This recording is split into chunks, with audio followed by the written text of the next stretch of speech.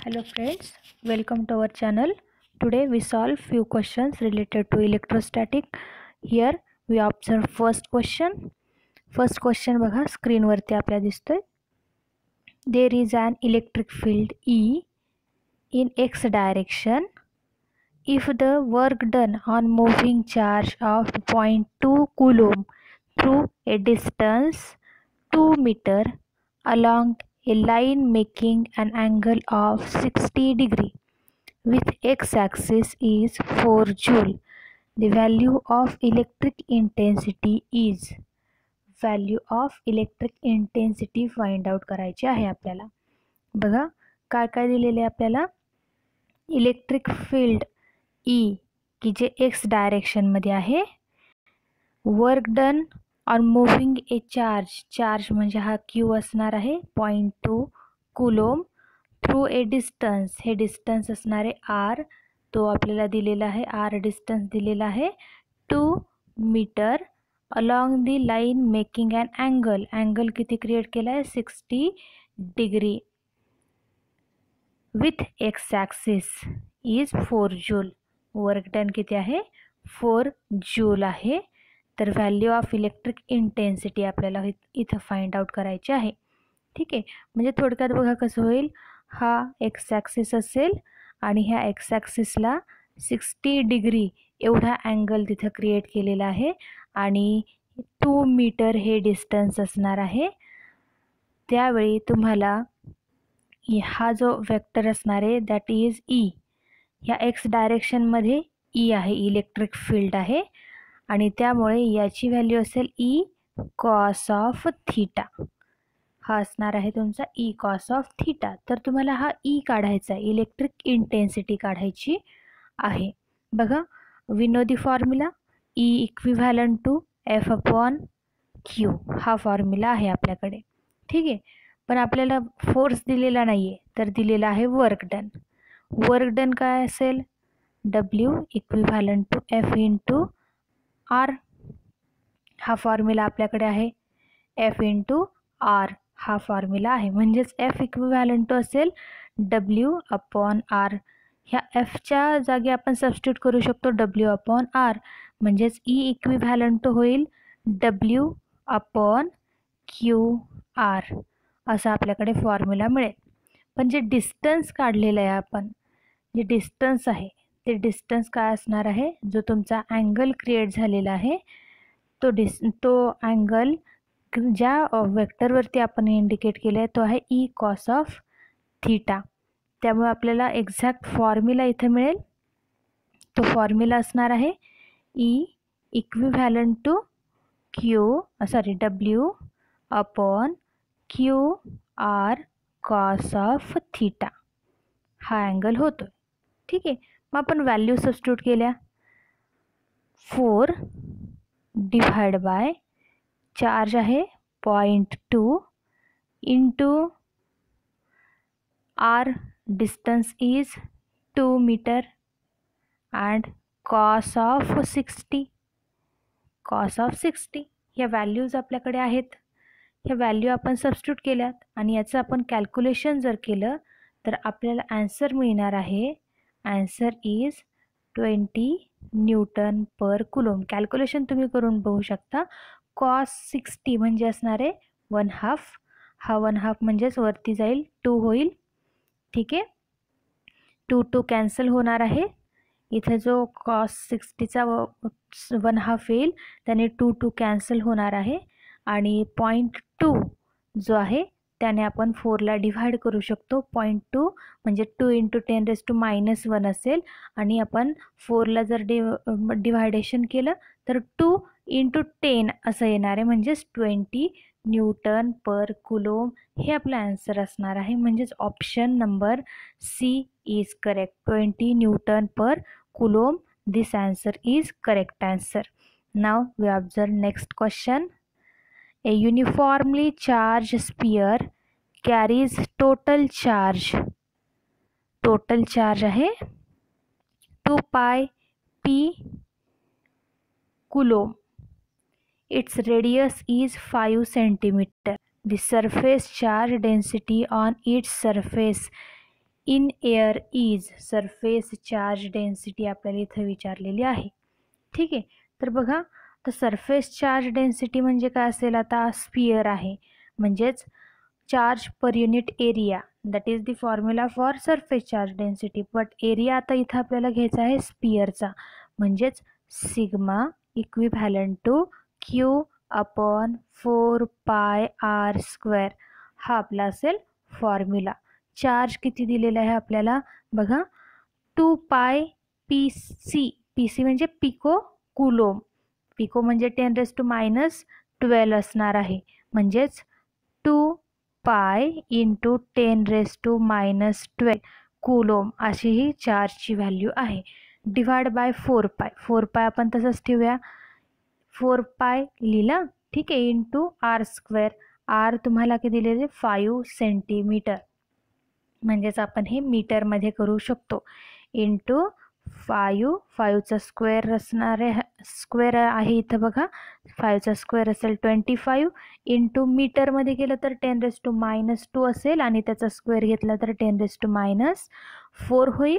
ठीक आहे, तर सिग्माची व्हॅल्यू तुम्हाला मिळेल सगळं कॅल्क्युलेशन करून 2 × 10⁻⁻10 अशा पद्धतीने आपल्याला इथं व्हॅल्यू मिळणार आहे. कारण हा पाय कॅन्सल होईल, इथं 2ने याला डिव्हायडेशन होईल, इथं 2 राहील. 25 × 2 म्हणजेच इथं आपल्याला आन्सर येणार आहे आणि हे असेल आपला आन्सर असणार आहे 2 × 10⁻10 आणि युनिट असणार आहे मीटर स्क्वेअर, सॉरी कुलोम पर मीटर स्क्वेअर. हे आपलं युनिट असणार आहे, कुलोम पर मीटर स्क्वेअर. म्हणजे याच्यात आपला करेक्ट ऑप्शन इथं मिळेल. That correct option is A. A is the correct option. हा आपला सेकंड क्वेश्चन होता. Now we observe third question. A sphere enclose a charge 10 microcoulomb. If another charge -10 microcoulomb is placed inside it, then net electric flux would be. Net electric flux आपल्याला इथं observe करायचा आहे, किती असू शकतो. एक sphere आहे, या स्पियरमध्ये किती चार्ज होता, 10 मायक्रोकुलोम एवढा होता. इफ अनादर चार्ज कितीचा, मायनस, हा आधीचा आहे 10 मायक्रोकुलोम, दुसरा चार्ज घेतला -10 मायक्रोकुलोमचाच. ठीक आहे, इज प्लेस्ड इनसाइड इट.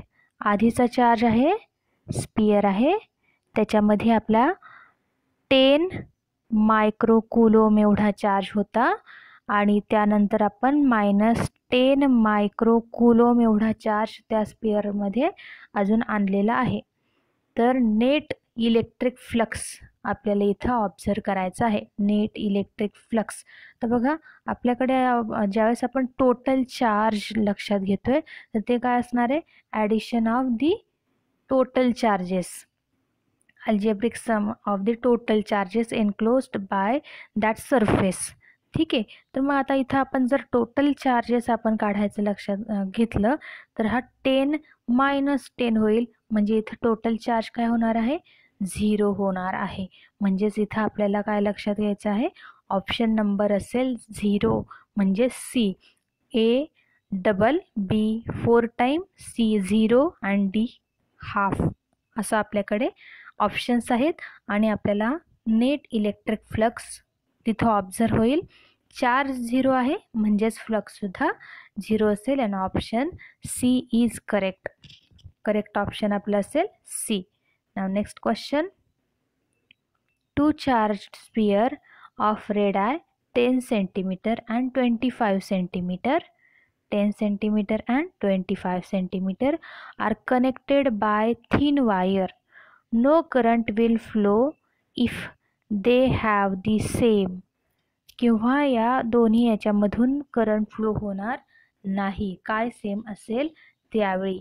काय विचारलं आहे, 2 चार्ज स्पियर आहेत, पहिल्याची रेडियस आहे 10 सेंटीमीटर आणि दुसऱ्याची आहे 15 सेंटीमीटर आणि दोन्ही connected by thin wire. Both are connected by thin wire. Then no current will flow if they have the same what option आहे field, B charge, C potential, D energy. असे आपल्याला इथं options दिलेले आहेत. तर इथं काय लक्षात घ्यायचं आपण, बघा इथं जर त्या दोन्ही चार्ज स्पिअरवरती जर पोटॅन्शियल सेम असेल तर त्या दोन्ही दोन्ही स्पिअर थ्रू करंट फ्लो होणार नाही आहे. आपल्याला जे ऑप्शन दिलेले आहेत field, charge, potential and energy असे ऑप्शन्स दिलेले आहेत. पण इथं काय असणार आहे correct option? Correct option is potential. No current will flow if they have the same potential. जर दोघांमध्ये सारखं पोटॅन्शियल असेल तर तिथं आपल्याला करंट फ्लो झालेला ऑब्झर्व होणार नाही. हे आपलं करेक्ट ऑप्शन असणार आहे. Next question, two copper sphere of same radius, one hollow and the other solid are charged to be same potential, which will hold more charge. कोणावरती कोण जास्तीचा चार्ज होल्ड करू शकते असं आपल्याला इथं विचारलेले. दोन कॉपर स्पियर आहेत म्हणजे मटेरियल सेम आहे, दोघांचेही रेडियस सारखे आहेत, पण एक आहे हॉलो आणि दुसरा आहे सॉलिड. तर दोघांपैकी जास्त चार्ज कोण होल्ड करू शकतो? ऑप्शन ए दिलाय सॉलिड स्पियर, बी आहे हॉलो स्पियर, सी असेल both will hold equal charge and D nothing can be predicted असं आपल्याला इथं दिलेलं आहे. ठीक आहे, तर बघा आपला करेक्ट ऑप्शन असणार आहे. तर हे दोन्ही कसे चार्ज आहेत? सेम मटेरियलचे, सेम रेडियसचे आहेत, फक्त एक हॉलो आहे आणि एक सॉलिड स्पियर आहे. आणि आपण ज्यावेळेस अकॉर्डिंग टू इलेक्ट्रोस्टॅटिक लक्षात घेतोय तर चार्जेस आपण इथले कुठं काय करतोय तर आणि इथं दोघांचाही पोटॅन्शियल सुद्धा यांनी काय दिलेलं आहे? सारखं दिलेलं आहे. Are charge to the same potential. दोघंही चार्जड आहेत, चार्ज स्पियर आहेत आणि दोघांवरती सेम पोटॅन्शियल आहे. मग दोघांपैकी कोणत्या स्पियरने जास्त चार्ज कॅरी केलेला असेल? तर इथं आपलं करेक्ट ऑप्शन असणार आहे सी. सी म्हणजेच both will hold equal charge. दोघांमध्येही इक्वल चार्ज आपल्याला ऑब्झर्व होईल, इक्वल चार्ज होल्ड केलेला असणार आहे. ठीक आहे, next question, the total number of electric lines of force passing normally through a given area is called. आपल्याकडे काय total number of lines of forces आहेत. नॉर्मली कसे पास होतात? Normally through a given area. Normally pass होतात through a given area. That is the definition of electric flux.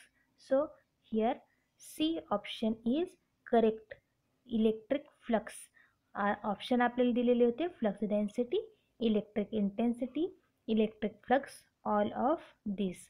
आणि आपलं correct option असणार आहे इलेक्ट्रिक फ्लक्स. इलेक्ट्रिक फ्लक्स हे आपलं करेक्ट ऑप्शन असणार आहे कारण that is the definition of electric flux. Next question, the force between to electric charge -2 microcoulomb and 5 microcoulomb separated by a distance of 10 centimeter in air will be. बघा आपल्याला दोन charge दिलेले आहेत -2 microcoulomb and 5 microcoulomb. दोघांमध्ये distance आहे 10 centimetre आणि कुठं आहेत ते एअरमध्ये. म्हणजे के तुमचा असेल, K is the dielectric constant that is equal to 1. K is 1. मग आता इथं फॉर्म्युला जो आपण इथं यूज करणार आहोत काय बघायचं आहे? Force between two charges. म्हणजेच आपण फॉर्म्युला हा घेऊयात कुलोम्स लॉचा. F equivalent to 1/4 pi epsilon 0 Q1 Q2 upon R square. हा आपला असेल फॉर्म्युला. व्हॅल्यू आपण सबस्टिट्यूट करू शकतो. 1/4 पाय एप्सिलॉन 0 असेल 9 × 10⁹ इंटू Q1 Q2 काय -2 and 5. 5 × 2 असेल 10 इंटू 10⁻⁻6 10⁻⁻6 हा कुठला असेल तर -2 मायक्रोकुलोम म्हटलेला आहे. 5 मायक्रोकुलोम असं म्हटलेलं आहे. म्हणजेच इथं काय होणार आहे -2 इंटू 10⁻⁻6 5 इंटू 10⁻⁻6 अशा आपल्याकडे व्हॅल्यूज असणार आहेत. ठीक आहे. आणि आर काय दिलेला आहे तर आर आहे तुमचा 10 सेंटीमीटर, म्हणजे याचं मीटरमध्ये आपण कन्वर्ट करणार. तो तुमचा आर म्हणजेच काय असेल 10 इंटू 10⁻²2 मीटर अशा पद्धतीने आपल्याला मिळेल आणि त्याचं आपण स्क्वेअर करणार आहोत. ठीक आहे. तर मग आपल्याला बघा व्हॅल्यू कशा मिळणार आहेत. F equal to 9 into 10⁻9 into 10 हा 5 इंटू 2 इंटू 10⁻⁻12 तुम्हाला इथे मिळेल 10⁻⁻6 10⁻⁻6 मीन्स 10⁻12 डिवाइड बाय 10 सेंटीमीटर म्हणजेच 10 स्क्वेअर इज 100 इंटू 10⁻⁻4 असं आपल्याला इथं ऑब्झर्वेशन मिळेल. तर 10⁻⁻4 जर आपण वरती घेतला तर तिथं तुम्हाला काय मिळेल +4 होईल. 9 and 4 म्हणजे 30. 13मधून जातील -12 म्हणजे तिथं फक्त 10 राहणार आहे. 9 इंटू 10 डिवाइड बाय 100 म्हणजे काय होईल 10 गेट कॅन्सल विथ 100 आणि आपल्याला आन्सर काय मिळालं फक्त 9 न्यूटन हे आपला आन्सर असणार आहे. म्हणजेच ऑप्शन ए हा आपला करेक्ट ऑप्शन असणार आहे. Option A 9 Newton is the force हा आपला असेल फोर्स. एक्झॅक्ट त्या दोन चार्जमधला -2 मायक्रोकुलोम आणि 5 मायक्रोकुलोम याच्यामधला हा फोर्स असणार आहे. Now next question. A metal plate of area किती दिलेला आहे 0.5 metre square is given a charge of 50 microcoulomb. The charge density will be. Charge density आपल्याला इथं फाइंड आउट करायची आहे. चार्ज डेन्सिटी काय असेल तर बघा आपल्याला एरिया दिलेला आहे म्हणजे सरफेस चार्ज डेन्सिटी आपण घेणार आहेत. चार्ज पर युनिट एरिया हा फॉर्म्युला आपण इथं घेणार आहोत. चार्ज किती दिलेला आहे 50 मायक्रोकुलोम म्हणजेच 10⁻⁶ coulomb divide by area is 0.5 metre square असणार आहे. म्हणजेच आता इथं जर आपण कॅल्क्युलेशन केलं तर आपल्याला इथं मिळेल सिंपल आन्सर आपला असणार आहे बी 10 हा बघा बी असणार आहे 10⁻⁴ कुलोम पर मीटर स्क्वेअर हे आपला आन्सर असेल इथं. कारण आपल्याला इथं डिव्हायडेशन ज्यावेळेस आपण इथं करतोय then we get 50 into 10⁻⁶ divide by 0.5 याचं आपण डिव्हायडेशन केलं तर आपल्याला इथं आन्सर मिळणार आहे 10⁻⁴ हे आपलं आन्सर असेल. Question number 9. नेक्स्ट क्वेश्चन बघतोय आपण. A point charge at a certain point produces an electric field 1.8 into 10⁻⁴ Newton per coulomb. The number of tube of induction passing normally through unit area of the surface around the point will be. आपल्याला total number of tube of induction passing normally through the unit area म्हणजे normal electric induction आपल्याला इथं find out करायचं आहे. and the normal electric induction equivalent to ε0 k into E. कारण इथं area जो आपण घेतलेला आहे तो आहे युनिट एरिया त्यामुळे फॉर्म्युला आपला होईल ε0 k into E. यासाठीचे फॉर्म्युले आपण आधीच्या व्हिडिओमध्ये बघितलेले आहेत तर त्यापैकीच आपण हा फॉर्म्युला थोडा सिम्प्लिफाय करून घेतलेला आहे ε0 k into E. याच्यात k is considered as 1. So value of epsilon 0 and E या आपण सबस्टिट्यूट केल्या तर आपल्याला टोटल आन्सर इथं फाइंड आउट होणार आहे. अँड द आन्सर इज, बघा आपण व्हॅल्यू काय सबस्टिट्यूट करूयात. Epsilon 0 is 8.85 into 10⁻⁻12. ठीक आहे. आणि ई आपल्याला दिलेला आहे इंटू 1.8 इंटू 10⁻+4. ही व्हॅल्यू आपल्याला ईची दिलेली आहे. 10⁻12 आणि 10⁻4 यांचं आपण कॅल्क्युलेशन जर केलं तर आपल्याला इथं मिळेल 10⁻8 -8. 10⁻8 मिळेल. आणि 8.85 इंटू 1.8 याचं मल्टिप्लिकेशन केलं तर आपल्याला तिथं मल्टिप्लिकेशन मिळेल 15 इंटू 93. हे मल्टिप्लिकेशन मिळणार आहे. तर आपण काय करणार, फक्त पॉईंट मी एक शिफ्ट केला की तुम्हाला इथं आन्सर मिळेल. That is 1.593 into 10⁻⁷. ठीक आहे. असं आपल्याला आन्सर मिळणार आहे. म्हणजे आता इथं आपल्याला दिलेल्या ऑप्शनपैकी कोणता ऑप्शन करेक्ट असेल, हा ऑप्शन करेक्ट असणार आहे. Option C 1.593 into 10⁻⁷. That is the correct option. Next question बघूयात आपण. 10th number question. A metal plate of area किती आहे 0.6 metre square is given a charge of 60 microcoulomb. The charge density will be. Charge density same आपण याच्या आधी बघितलेले surface charge density, charge upon area इथं आपण लक्षात घेणार आहे. 60 मायक्रोकुलोम म्हणजे 60 इंटू 10⁻⁶ डिवाइड बाय 0.6 मीटर. हे काय आहे आपला एरिया आहे. म्हणजे 6 इंटू 10⁻⁻1 आपण म्हणू शकतो. हा वरती जर गेला तर 10 इंटू 10⁻⁵ होईल.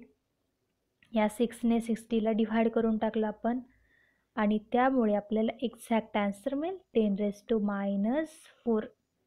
हे आपल्याला करेक्ट आन्सर इथं ऑब्झर्व होणार आहे. आणि the correct answer is D. Correct option कोणता असेल, D is the correct option. 10⁻⁴ that is the correct option. हे आपलं करेक्ट ऑप्शन असणार आहे. ठीक आहे. Next question. ए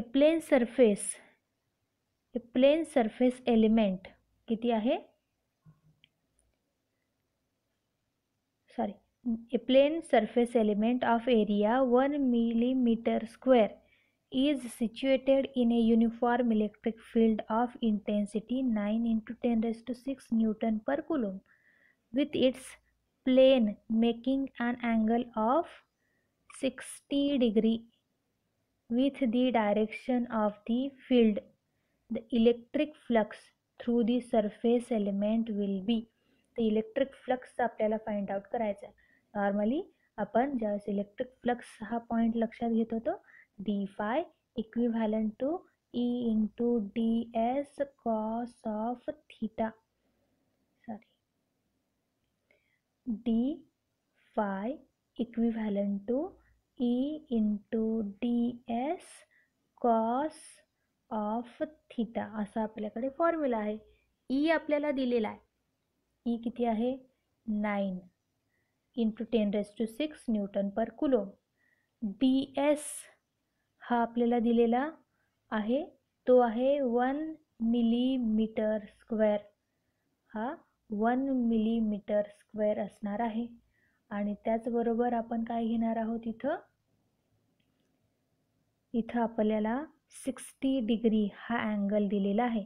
पण हा जो 60 डिग्री आहे तो कशामधला आहे बघा. A plane surface element of area तुम्हाला दिलेलं आहे. Situated in a uniform electric field of intensity एवढी दिलेली आहे. With its plane making an angle of 60 degree with the direction of the field. त्या फील्डच्या डायरेक्शन बरोबर हा एलिमेंट अँगल क्रिएट करतो. तो electric flux through the surface element will be. हा आपल्याला इथं काढायचा आहे.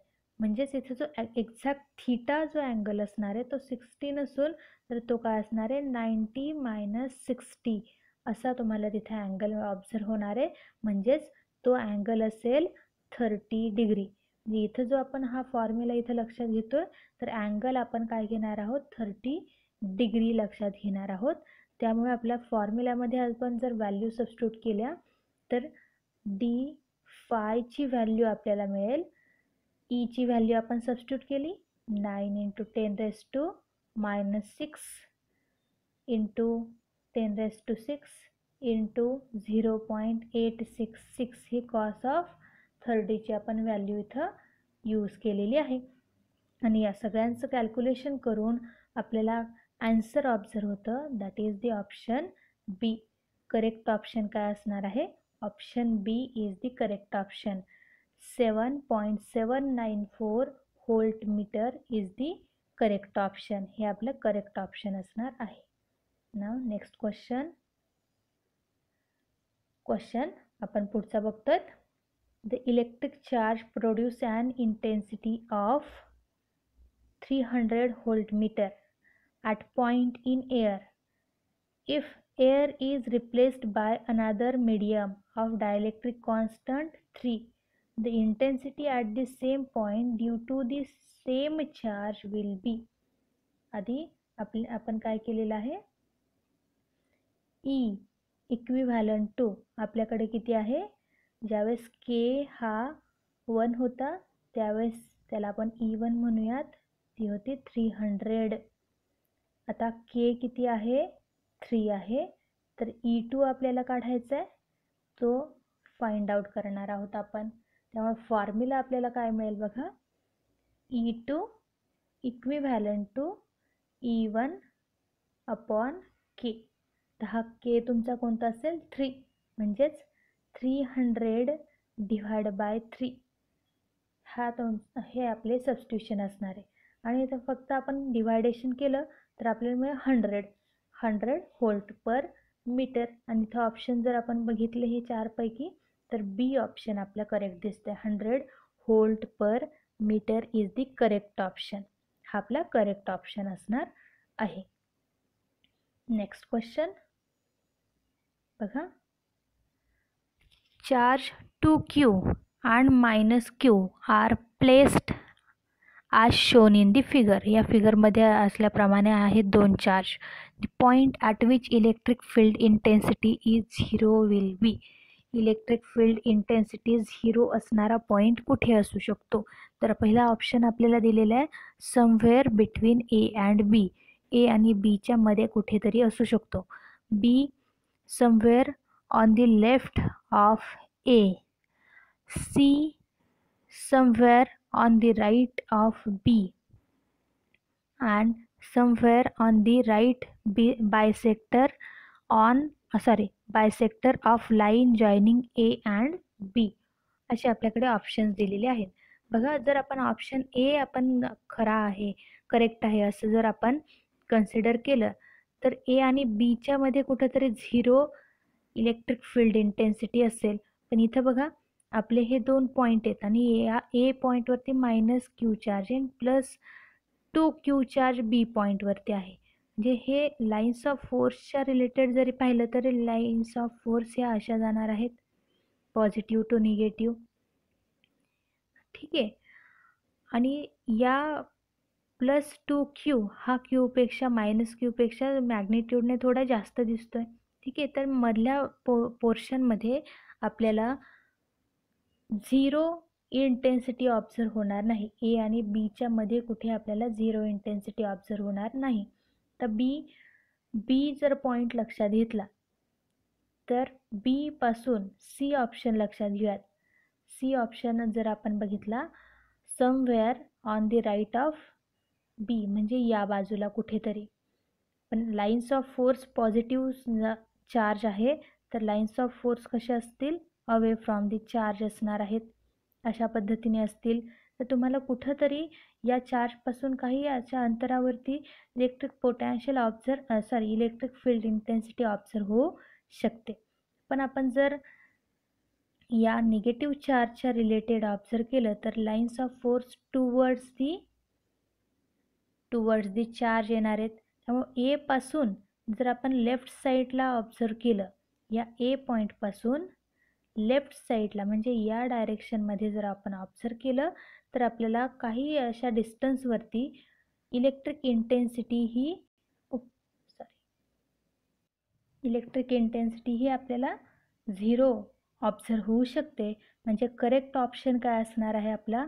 हा करेक्ट ऑप्शन असेल B, somewhere on the left of A जो आहे आपला त्याच्या लेफ्ट साईडला कुठंतरी, म्हणजे या डायरेक्शनमध्ये कुठेतरी आपल्याला इलेक्ट्रिक फील्ड इंटेन्सिटी ही 0 ऑब्झर्व होऊ शकते. ठीक आहे, तर बी ऑप्शन हा आपला करेक्ट ऑप्शन असणार आहे. Now we observe next question. Unit of electric field in volt per metre is equal to. Volt per metre हे कोणाच्या इक्विव्हॅलंट टू असेल असं विचारलेलं आहे. तर ऑप्शन दिलेला आहे 30 × 10⁻⁹ न्यूटन पर कुलोम, बी 1 Newton per coulomb, C 300 × 10⁻⁹ Newton per coulomb आणि डी 1 एफ पर एम फोर्स पर मीटर. म्हणजेच इथं आपल्याला जे काही ऑप्शन दिलेले आहेत याच्या इक्विव्हॅलंट ऑप्शन आपल्याला करेक्ट फाइंड आउट करायचं आहे. व्होल्ट पर मीटर हे युनिट आहे इलेक्ट्रिक फील्डसाठी किंवा इलेक्ट्रिक इंटेन्सिटीसाठी आपण यूज करतो. आणि हे जे बी ऑप्शन आपण इथं लक्षात घेतोय Newton per coulomb, that is also a unit for the electric intensity. म्हणजेच याच्या व्होल्ट पर मीटरच्या इक्विव्हॅलंट युनिट काय असणार आहे? Newton per coulomb. हे आपलं करेक्ट ऑप्शन म्हणजे बी इज दी करेक्ट ऑप्शन असेल. Next question. The charge deposited per unit area of the surface is called. Charge deposited per unit area of the surface. Surface वरती पर unit area असा charge deposit होतोय, म्हणजेच charge per unit area असं म्हटलेलं आहे. म्हणजे काय? That is the surface charge density. Then the definition of surface charge density. म्हणजे आपल्याला जे ऑप्शन्स दिलेले आहेत त्यातला करेक्ट ऑप्शन असेल बी, सरफेस चार्ज डेन्सिटी. तर इथं आपण काही क्वेश्चन्स सॉल्व केलेले आहेत जे की इलेक्ट्रोस्टॅटिक्सशी रिलेटेड होते. असेच काही क्वेश्चन्स आणि पुढचे काही पॉईंट्स आपण नेक्स्ट व्हिडिओमध्ये बघणार आहोत. Okay student, thank you.